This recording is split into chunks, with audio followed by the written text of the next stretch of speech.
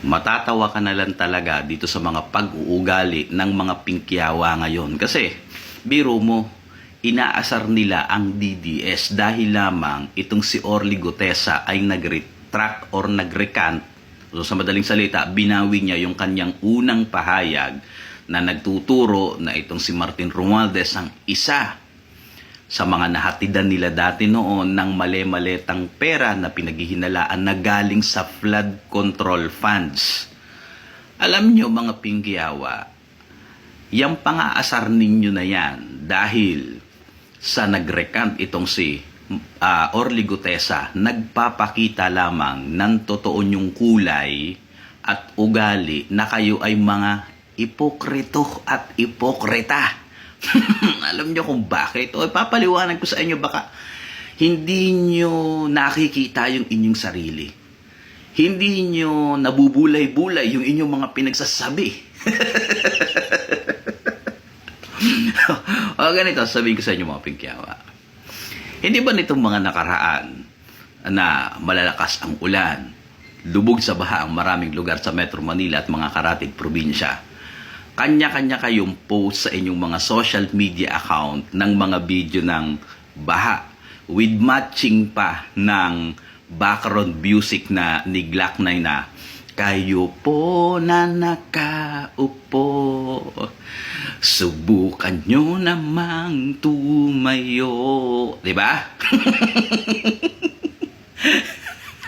At alam nyo na si Martin Romualdez ang isa sa mga salarin sa pagdispalko ng bilyong-bilyon at umabot pa ng mahigit 1 trilyon na pondo para sa flood control. Tama.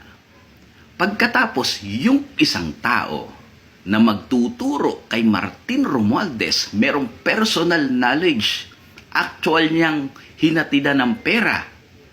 Nung nag-recant, dahil tinakot, pressure, tuwan-tuwa pa kayo. Natuwa pa kayo dahil ito nga namang si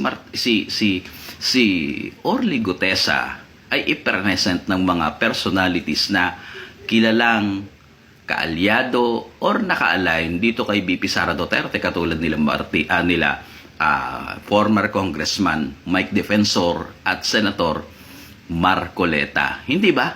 Yun lang ang tanging dahilan. Yun lang. Di ba? Ang tanging dahilan kaya tuwan-tuwa kayo dahil itong si Orly Gutesa ay nasa panig ng mga tao na kaalyado ni BP Sara Duterte. How pathetic!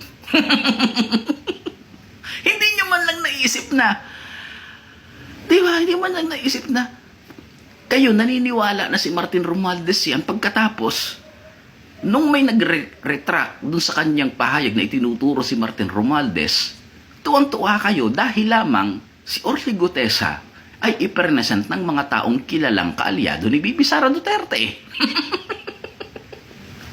Mag-isip nga kayo. Di ba mag-isip kayo? Di ba? Oh, sus ko po, pakanta-kanta pa yung mga kanta pa ni Glock 9 ang background music dun sa mga video. No? Tapos, nung nag-retract, tuwang-tuwa kayo. Diba?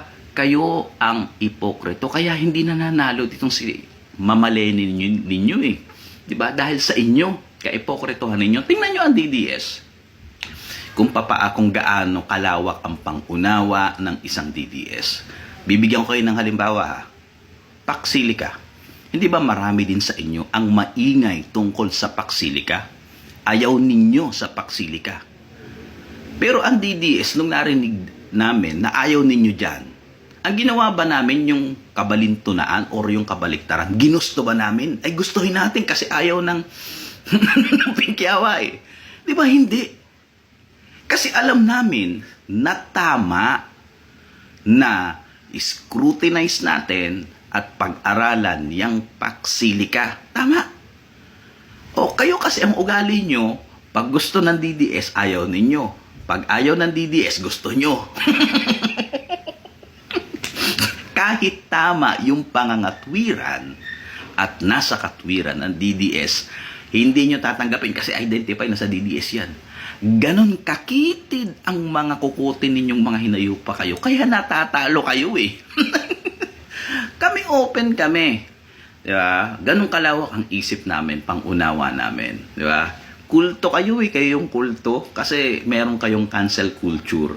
Isa sa mga pagkakakilanlan sa mga kulto, yung cancel culture. So, i-search nyo. Kayo yun. Sus ko po, tigilan nyo kaya mga putang ina mga pingkyan. Pero mo, tawa kayo nun. Ha?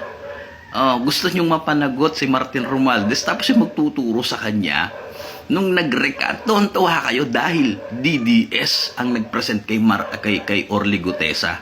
Ay, naku po.